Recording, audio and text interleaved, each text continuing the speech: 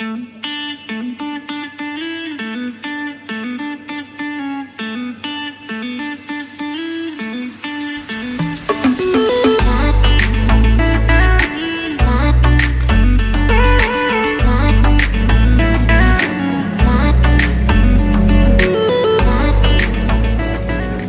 Bryssel och äta mellis när vi åker mot byn där vi ska bo nu några dagar.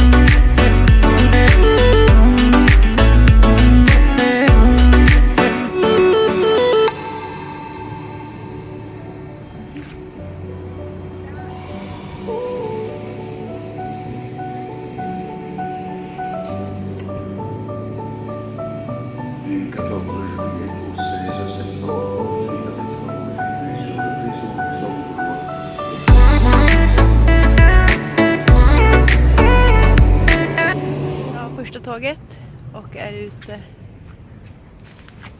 i Rochefort och väntar in nästa tåg, så ska vi till byn där vi ska bo för att sen ta oss vidare till ESAs utbildning.